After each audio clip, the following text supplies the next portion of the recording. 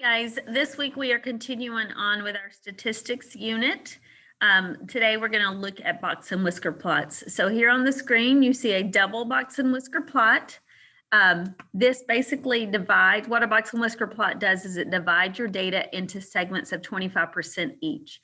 So the left whisker always points toward the lowest number. The right whisker points to the highest or the maximum value. So you can see that both of these test one and both test one and test two both have the same minimum and maximum values. There's a line that's always drawn through your box. It's always pointing to the middle number, the median. So both tests also have the same median. So the difference we can tell is that the middle 50%, so from the left side of your box to the right side of your box is 50%.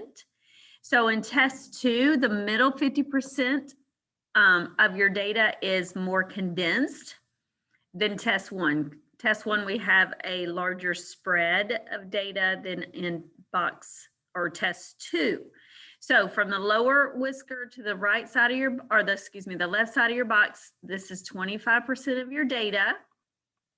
And then we have the Q1 or the lower quartile or the first quartile to the median is 25%.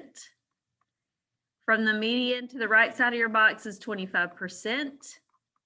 And from the right side of your box to your right whisker, that is also 25% of your data. So that's how a box and whisker plot shows you the distribution of data.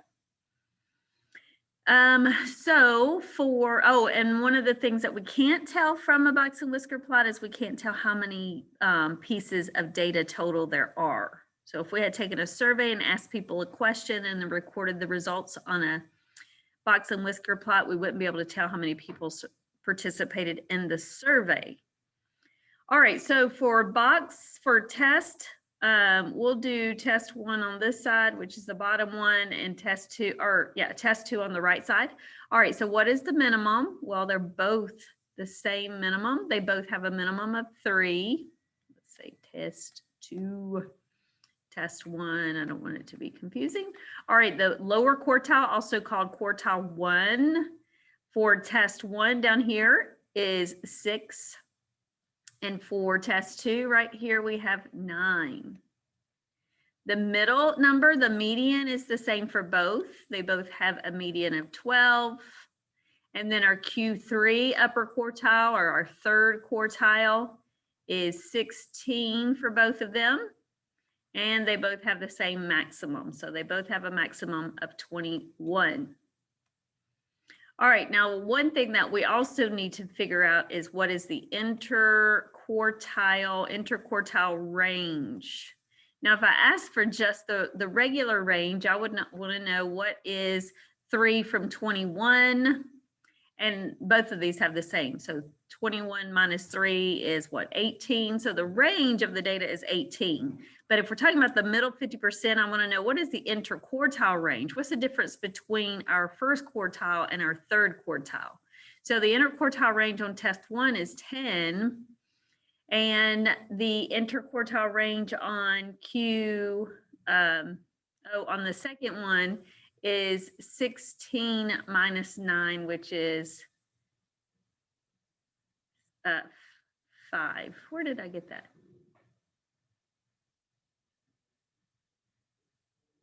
Five. Yep. No. 7. Sorry, guys. I got confused for a second. I'm sorry. Anyway, so that's why I said that the middle 50% is more spread out for test 1. There are 10 numbers, but that range from the lowest and highest quartile. And on the other test, it's only 7. Okay. All righty, moving on. All right, so for example 2, it says the following represent the number of siblings each student in third period has in their family. The question is, what is the spread of the data? And to figure that out, we're going to make a box and whisker plot. So just kind of like when we were working last week making some graphs, the first thing we have to do is put the numbers in order, okay? So I see a 0 and a 0. I see how many ones? 1, 2, 3, 4, 5, 6, 7, 8, 9. 1, 2, 3, 4, 5, 6, 7, 8, 9. Now I'm counting my twos. 1, 2, 3, 4, 5, 6. 1, 2, 3, 4, 5, 6. And then my threes. 1, 2, 3, 4. 1, 2, 3, 4. And then I have a 5, 1. Oh, I missed that 4 right there. I think I did that last week too, didn't I? Oh, wait. What is wrong with me this afternoon? I need some coffee. All right, so there's my 4. And then I have 2 5s, 1, 2, and 6 and 7. And what should you always do when you write down data? You need to count it. 1, 2, 3, 4, 5, 6, 7, 8 times 3 is 24, 25, 26. So I have 1, 2, 3, 4, 5, 6, 7, 8, 9, 10, 11, 12, 13, 14, 15, 16, 17, 18, 19, 20, 21, 22, 23, 24, 25, 26. Whew. All right, so if I have an even set of data, that means I have 2 middle numbers. So 13 and 13. 1, 2, 3, 4, 5, 6, 7, 8, 9, 10, 11, 12, 13. 1, 2, 3, 4, 5, 6, 7, 8, 9, 10, 11, 12, 13. All right, so now since if I had one middle number, I would circle it. But since I have 2, I just draw a line. So first of all, my median is 2. Since I have 13, I have a middle of my lower number. So 1, 2, 3, 4, 5, 6. 1, 2, 3, 4, 1, 2, 3, 4, 5, 1, 2, 3, 4, 5, 6, 7. Dang it. Anyway, I circled the wrong one, but it's still a 1, isn't it? All right, so our lower quartile, or quartile 1 is a 1. And then 1, 2, 3, 4, 5, 6. 1, 2, 3, 4, 5, 6. Okay, and our quartile number 3 is a 3. So the next thing I have to do is draw a number line. My data is not my number line, okay? So I'm gonna draw a number line from 0 to 7 without skipping a number. 6, 7. All right, so for my box goes from my lower quartile to my upper quartile. My median, there's a line that is in my box that always points to the median. It doesn't always split the box right in half, but in this case it did. I need my lower quartile to point to my smallest number, which is 0. And then my right whisker points to my biggest number, which is 7, okay? So our lowest 25% of our data ranges from 0 to 1, but our highest 25% of our data ranges from 3 to 7. So there's a lot more smaller numbers than there are bigger numbers, right? And we can tell that from what our box and whisker plot looks like. So that's how you guys draw one. So you have to put your data in order. You got to find your median, then you have to find the lower or the first quartile and the third quartile, and then make your number line. All right, so I want you guys to pause the video and I want you to try this on your own and then come back and see how you guys did. All right, so I'm going to put these numbers in order. Hopefully you did this already. 65, 65, 66, 68, 70, 66, 68, 70, 74, 78, and 79. Make sure we have 1, 2, 3, 4, 5, 6, 7, 8, 9. 1, 2, 3, 4, 6, 7, 8, 9. So that means we have one middle number, 1, 2, 3, 4. All right, so my lower quartile is between these two numbers, so it's a 65. My upper quartile is between 74 and 78, which is 76. If I added those together and divide by 2, I get 76. And my median is 68. So this is not my data. This is the data, right? This is not my number line. So now I have to draw a number line from 49 to 79. So I'm going to count by threes. 9, 10, 11, 12, 13, 14, 15, 16, 17, 18, 19, 20, 21. What am I saying? 61, 62, 63, 64, 65, 66, 67, 70, 73, 76, and 79. All right, so our box goes from our lower quartile to our upper quartile. So we have 65 to 76. There's our box. The median points to the line in the box will point to the median, which is 68. Oops. And then we have a lower whisker that goes all the way over here, you guys, all the way over here to 49. Come on. And then, oops, I didn't quite make it. And then our upper whisker is 79. My median disappeared. All right, so this, my data is more concentrated up here with bigger numbers. And then we have what is probably considered an outlier because it skews our graph left. So here's our middle 50%. This is our upper 25%. Look what a small range there is between the upper 25% of our data. But this is quite a long distance from 49 to 65, right? So we can see that our data is skewed left. All right, so I want you guys to try this. I want you to make a box and whisker plot out of this data. And then I want you to message me in Canvas. I want you to message me what your minimum is, what your lower quartile or quartile 1. I want you to tell me your median, your upper quartile or quartile 3, and your maximum number. I want you guys to message me that as soon as you're done with this problem. All right, we're going to move on. Now, these are all different ways that you can display data. So the first question is, how are these graphs the same and how are they different? Well, obviously they all look different. They have different titles. However, how are they the same? They're all good ways to organize data. Our dot plot tells us how many what people were in our survey, what is the number of dandelions I assume that each student picked, maybe that's what it is. So this represents the students, the dots represents a person. These numbers on the bottom represent the number of dandelions each person picked perhaps. So my dot plot tells how many people participated in the survey. This histogram and the box and whisker plot do not tell us the total number, right? Well, that's not true. The histogram shows us the total number of people who participated. The box and whisker plot doesn't do that. It doesn't tell us how many people participated in the survey.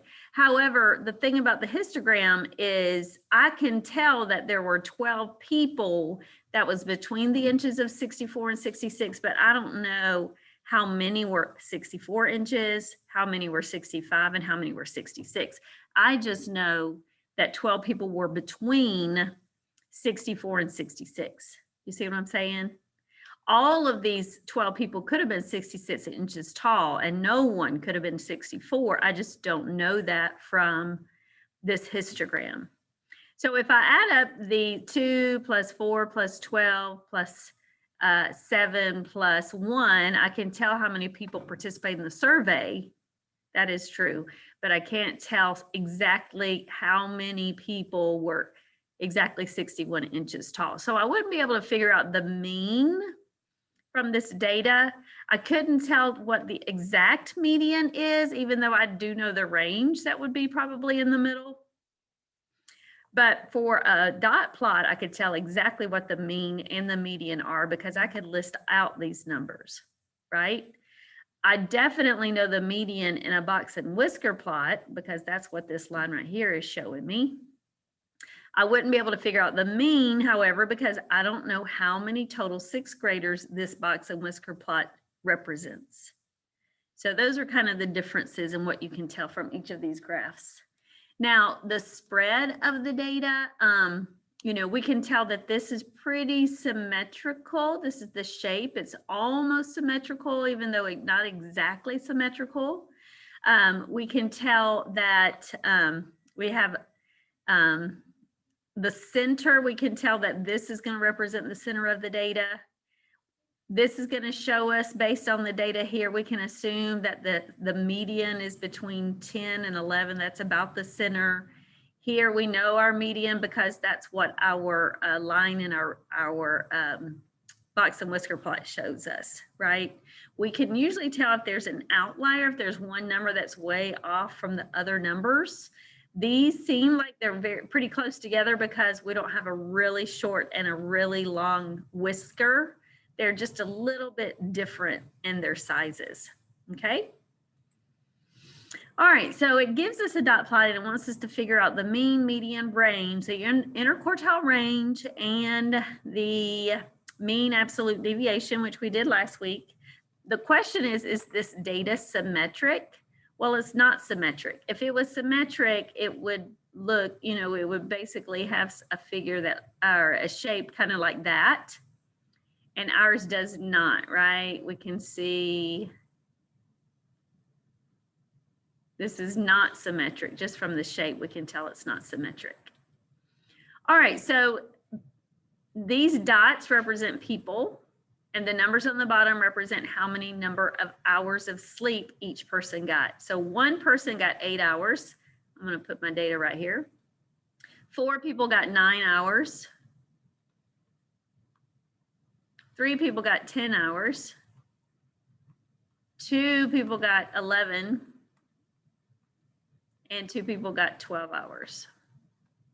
So to find the mean, so first of all, I have 1, 2, 3, 4, 5, 6, 7, 8, 9, 10, 11, 12 kids or people that was involved in this survey. 1, 2, 3, 4, 5, 6, 7, 8, 9, 10, 11, 12. So to get the mean, I'm going to get the sum of these numbers and I'm going to divide by 12. So just for the sake of time, let's just add these on our calculators. 12 plus 12 plus 22 plus 30 plus 1, 2, 3, 4, 36 plus 8. So I got 120. Make sure you agree with me. 120 and 120 divided by 12 is 10. So our mean is 10. Our middle number, 1, 2, 3, 4, 5, 6. 1, 2, 3, 4, 5, 6. So our middle number is 10, our median. What is the range? The range is from 12 to 8. So 12 minus 8 is 4. So a range for between 4 hours, between the least sleep and the most sleep, there was a range of 4 hours. Now the interquartile range we get from subtracting the lower quartile from the upper quartile. So the Q3 is 11. And then our Q1 is 9. So our interquartile range is 11 minus 9, which is 2. So the center of our data, the middle 50% of our data, there's only 2 hour difference. And then remember how we did absolute deviation last week? Let me get rid of some of this stuff. This. All right, so we know our mean. I wrote it up there, so I don't need it here. So the first step in finding the mean absolute deviation is find the mean, which we have. Then we're going to find the difference between the mean and each of these numbers, okay? So I'm going to put the differences down here. And then we're going to find the mean of our differences. So the difference in 8 and 10 is 2. Here we have 1, 1, 1, 1, 0, 0, 0, 1, 1, 2, and 2. So now we still have 12 numbers. We're going to add these up and divide by 12. So 2, 3, 4, 5, 6, 7, 8, 9, 10, 11, 12. So 12 divided by 12 is 1.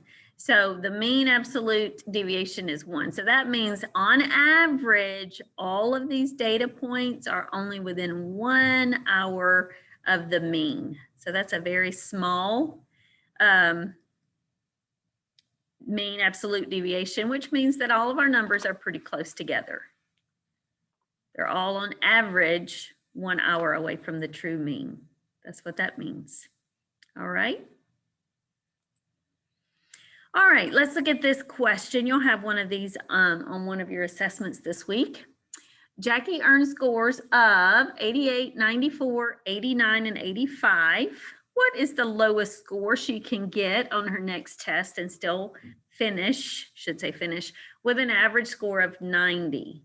All right, so let's see. When we find the average, we want to know how many total points, or what is the sum of all the numbers. So let's take the numbers we have and add them together. We're going to add 88 plus 94 plus 89 plus 85.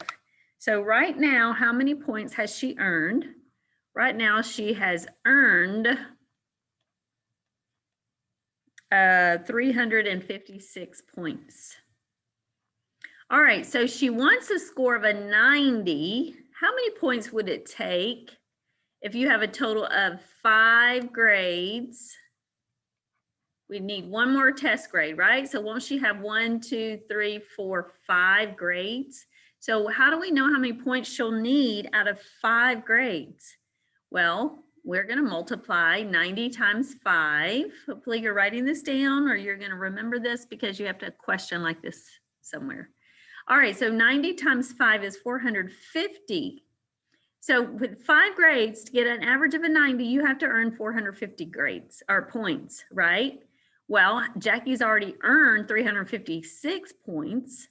So what's the lowest score this one has to be? Well, we're going to subtract what she needs from what she has. And we're going to get a 94. If Jackie does not get a 94, she will not have a 90 average. She can get a 94 or above to get at least a 90 average. All right, so you add up the points she's earned. You take the grade she wants. You multiply by how many scores she'll have in total. And then you subtract those two numbers to get how much more she needs. All right, let's look at these two graphs. We have a dot plot on the left and a histogram on the right. So what is an outlier? An outlier is a number that is one or two values that are much larger or much smaller than the closest data values. And you can see that very clearly on a graph where the outlier is. Here's all this data we have right here, and then we have a 1. And then we have all this data here, and then way out here we have a either 9 or 10, right? So those were both going to be considered outliers. And what an outlier does is that it will influence the mean. On the left one, it would make the mean appear lower than it should be. And on the right side, it would make the mean actually higher than what the majority of the data shows. Okay, so it affects the mean mostly. Outliers affect the mean of the data. So when you have an outlier, a lot of times that means that your graphs are skewed, okay? So do you see this histogram right here? It looks like the majority of the data is all over here to the left. And then this graph is gonna have a little tail that just kind of flows off to the right. So since the tail flows off to the right, you would say that this graph is skewed right. Same thing with the dot plot. We have all this data over here on the left side, and then we're going to have a little tail that kind of floats over here down to the right. So this is skewed right. Box and whisker plots, remember, from here to here, this is 50% of our data. 50% of our data is way over here. This is 75% of our data. And then we have this long whisker way out to the right. So this would be called is skewed right. So that means our outlier is going to be a really big number. If we have an outlier, it's going to be a big number. All right, the opposite is true for these. Here's the majority of our data. We have all this data condensed over here to the right. And so the tail of our graph would kind of fade down here to the left. So this is left skewed. This one's left skewed. And then here's 75% of our data is over here on this side. And then the top 25%, it's skewed left. All right. Wait, is that one right? Let's see.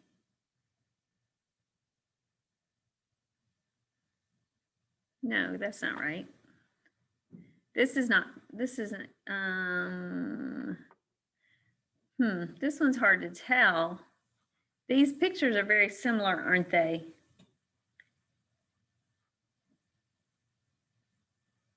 I would say that this one down here is also skewed right. So this is not a good example. The bottom one on the bottom right is not a good example. This one looks so similar. The only difference is the median. All right, so it's easier to tell on a histogram and a dot plot if it's skewed right or left. The box and whisker plots can be a little confusing. All right, so what you need to realize is when you do have an outlier present, or if the data is skewed, when you're talking about the middle part of your data, you want the best measure of center. If an outlier is present, instead of using the mean, you're going to want to use the median. Okay, so if you have a skewed graph or an outlier, which those two things go hand in hand, when it asks what's the best measure of center, you're going to say the median. That's all. The opposite is true if you have your distribution is symmetrical. If you don't have an outlier, and when you look at a graph and it looks very symmetrical, you're going to use the mean. When it says what's the best measure of center, definitely use the mean, the average, right?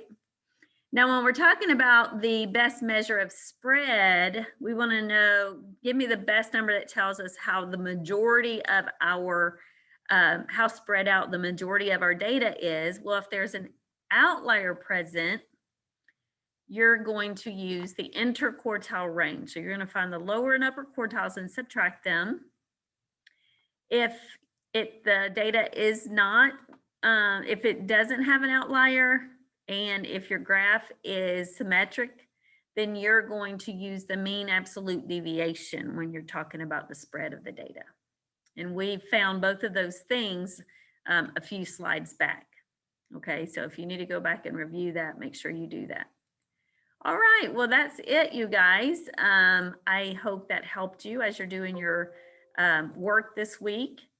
So make sure, you know, if you need to come back to this video and look at some examples, or, you know, I messed up on a couple, I apologize. But when I pick the problems, I try to pick the problems that you're definitely going to see as you're going through your work this week. All right. So this week, when are we going to Zoom? I think I have on the schedule Friday. All right. Yeah, let's plan on trying to schedule a Zoom on Friday the 22nd. So let's do 10 o'clock again. So we'll do the accelerated, 6th grade accelerated, 10 o'clock on Friday morning. If you need me before then, please let me know. You guys have a great week. Bye.